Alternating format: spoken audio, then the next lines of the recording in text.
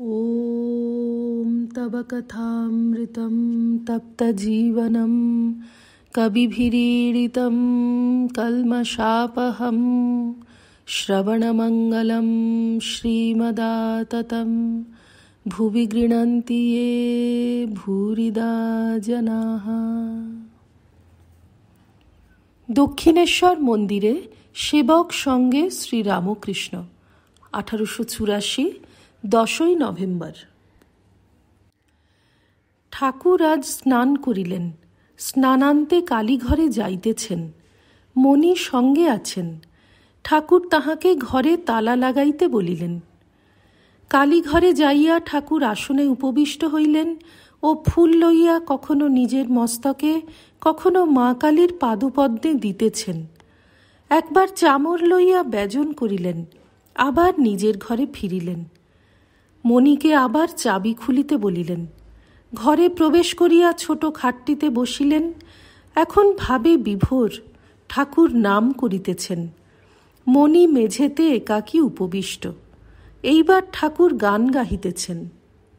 ভাবে মাতোয়ারা হইয়া গানের ছলে মণিকে কি শিখাইতেছেন যে কালী ব্রহ্ম, কালী নির্গুণা, আবার সগুণা, অরূপ আবার অনন্তরূপিণী। গান কে জানে কালী কেমন স্বরদর্শনে। গান এসব খ্যাপা মায়ের খেলা। গান কালী কে জানে তোমায় মা, তুমি অনন্ত রূপিণী, তুমি মহাবিদ্যা, অনাদি অনাদ্যা, ভববন্ধের বন্ধন হারিণী তারিণী। গিরিজা গোপজা গোবিন্দ মোহিনী, শারদে বরদে নগেন্দ্র নন্দিনী, জ্ঞানদে মোক্ষদে কামাখ্যা কামদে, শ্রীরাধা শ্রীকৃষ্ণ হৃদি বিলাসিনী। গান তারো তারিণী এবার তরিত করিয়ে, তপন তনয় ত্রাসে ত্রাসিত প্রাণ যায়। জগত অম্বে জনপালিনী, জনমোহিনী জগত জননী, যশোদা জঠরে জনম লইয়ে, সহায় হরিলীলায়। বৃন্দাবনে রাধা বিনোদিনী, ব্রজবল্লভ বিহারকারিণী, রাসরঙ্গিনী রসময়ী হয়ে রাস করিলে লীলা প্রকাশ। গিরিজা গোপজা গোবিন্দ মোহিনী, তুমি মা গঙ্গে গতিদায়িনী, গান্ধারবিকে গৌরবরণী, গাওয়ে গোলকে গুণ তোমার। শিবে সনাতনী সর্বাণী ঈশানী, সদানন্দময়ী সর্বস্বরূপিণী, সগুণা নির্গুণা সদাশিব প্রিয়া, কে জানে মহিমা তোমার। মণি মনে মনে করিতেছেন, ঠাকুর যদি একবার এই গানটি গান, আর ভুলালে ভুলব না মা, দেখেছি তোমার রাঙা চরণ। কি আশ্চর্য! মনে করিতে না করিতে ওই গানটি গাহিতেছেন। কিয়ৎক্ষণ পরে ঠাকুর জিজ্ঞাসা করিতেছেন, আচ্ছা, আমার এখন কিরকম অবস্থা তোমার বোধ হয়? মণি সহাস্যে, আপনার সহজাবস্থা। ঠাকুর আপন মনে গানের ধুয়া ধরিলেন। সহজ মানুষ না হলে সহজকে না যায় চেনা। ঠাকুর শ্রী রামকৃষ্ণ প্রহ্লাদ চরিত্রাভিনয় দর্শনে স্টার থিয়েটারে। প্রথম পরিচ্ছেদ। শ্রী রামকৃষ্ণ আজ স্টার থিয়েটারে প্রহ্লাদ চরিত্রের অভিনয় দেখিতে আসিয়াছেন, সঙ্গে মাস্টার বাবুরাম ও নারায়ণ প্রভৃতি। স্টার থিয়েটার তখন বিডন স্ট্রিটে। এই রঙ্গমঞ্চে পরে এমারাল্ড থিয়েটার ও ক্লাসিক থিয়েটারের অভিনয় সম্পন্ন হইত। আজ রবিবার 30শে অগ্রহায়ণ, কৃষ্ণা দ্বাদশী তিথি, 14ই ডিসেম্বর 1884 খ্রিস্টাব্দ। শ্রীরামকৃষ্ণ একটি বক্সে উত্তরাস্য হইয়া বসিয়া আছেন। রঙ্গালয়ে আলোকাকীর্ণ। কাছে মাস্টার বাবুরাম ও নারায়ণ বসিয়া আছেন। গিরিশ আসিয়াছেন। অভিনয় এখনো আরম্ভ হয় নাই।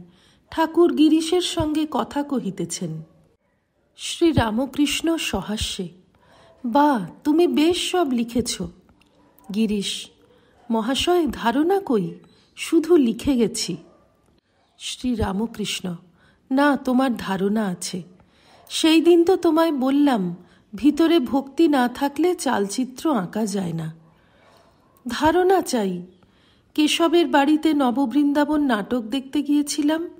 দেখলাম একজন ডিপুটি 800 টাকা মাহিনা পায়, সকলে বললে খুব পণ্ডিত, কিন্তু একটা ছেলে লয়ে ব্যতিব্যস্ত। ছেলেটি কিসে ভালো জায়গায় বসবে, কিসে অভিনয় দেখতে পাবে, এই জন্য ব্যাকুল। এদিকে ঈশ্বরীয় কথা হচ্ছে, তা শুনবে না। ছেলে কেবল জিজ্ঞাসা করছে, বাবা এটা কি, বাবা ওটা কি। তিনিও ছেলে লয়ে ব্যতিব্যস্ত। কেবল বই পড়েছে মাত্র, কিন্তু ধারণা হয় নাই। গিরিশ: মনে হয় থিয়েটারগুলো আর করা কেন? শ্রীরামকৃষ্ণ: না না, ও থাক, ওতে লোকশিক্ষা হবে। অভিনয় আরম্ভ হইয়াছে। প্রহ্লাদ পাঠশালে লেখাপড়া করিতে আসিয়াছেন। প্রহ্লাদকে দর্শন করিয়া ঠাকুর সস্নেহে প্রহ্লাদ প্রহ্লাদ এই কথা বলিতে বলিতে একেবারে সমাধিস্থ হইলেন। প্রহ্লাদকে হস্তি পদতলে দেখিয়া ঠাকুর কাঁদিতেছেন। অগ্নিকুণ্ডে যখন ফেলিয়া দিল, তখনও ঠাকুর কাঁদিতেছেন। গোলকে লক্ষ্মীনারায়ণ বসিয়া আছেন। নারায়ণ প্রহ্লাদের জন্য ভাবিতেছেন। সেই দৃশ্য দেখিয়া ঠাকুর আবার সমাধিস্থ হইলেন। দ্বিতীয় পরিচ্ছেদ। রঙ্গালয়ে গিরিশ যে ঘরে বসেন, সেইখানে অভিনয়ান্তে ঠাকুরকে লইয়া গেলেন। গিরিশ বলিলেন, বিবাহ বিভ্রাট কি শুনবেন? ঠাকুর বলিলেন, না, প্রহ্লাদ চরিত্রের পর ওসব কি? আমি তাই গোপালুরের দলকে বলেছিলাম, তোমরা শেষে কিছু ঈশ্বরীয় কথা বলো। বেশ ঈশ্বরের কথা হচ্ছিল, আবার বিবাহ বিভ্রাট, সংসারের কথা।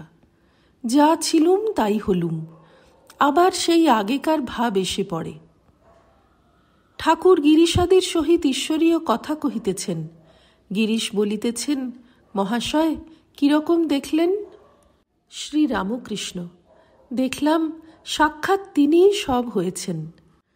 যারা সেজেছে তাদের দেখলাম সাক্ষাৎ আনন্দময়ী মা। যারা গোলকে রাখাল সেজেছে তাদের দেখলাম সাক্ষাৎ নারায়ণ। তিনিই সব হয়েছেন। তবে ঠিক ঈশ্বর দর্শন হচ্ছে কিনা তার লক্ষণ আছে। একটি লক্ষণ আনন্দ, সংকোচ থাকে না। যেমন সমুদ্র, উপরে হিল্লোল কল্লোল, নিচে গভীর জল। যার ভগবান দর্শন হয়েছে সে কখনো পাগলের ন্যায়, কখনো পিশাচের ন্যায় সূচি অসুচি ভেদ জ্ঞান নাই, কখনো বা জড়ের ন্যায়, কেননা অন্তরে বাহিরে ঈশ্বরকে দর্শন করে অবাক হয়ে থাকে। কখনো বালকের ন্যায়, আঁট নাই, বালক যেমন কাপড় বগলে করে বেড়ায়। এই অবস্থায় কখনো বাল্যভাব, কখনো পৌগণ্ডভাব ফষ্টিনাষ্টি করে, কখনো যুবার ভাব যখন কর্ম করে, লোকশিক্ষা দেয়, তখন সিংহতুল্য। জীবের অহংকার আছে বলে ঈশ্বরকে দেখতে পায় না। মেঘ উঠলে আর সূর্য দেখা যায় না। কিন্তু দেখা যাচ্ছে না বলে কি সূর্য নাই? সূর্য ঠিক আছে। তবে বালকের আমি এতে দোষ নাই, বরং উপকার আছে। শাক খেলে অসুখ হয়, কিন্তু হিঞ্চে শাক খেলে উপকার হয়। হিঞ্চে শাক শাকের মধ্যে নয়, মিছরি মিষ্টির মধ্যে নয়। অন্য মিষ্টিতে অসুখ করে, কিন্তু মিছরিতে কফ দোষ করে না। তাই কেশব সেনকে বলেছিলাম, আর বেশি তোমায় বললে দলটল থাকবে না। কেশব ভয় পেয়ে গেল। আমি তখন বললাম, বালকের আমি, দাস আমি, এতে দোষ নাই।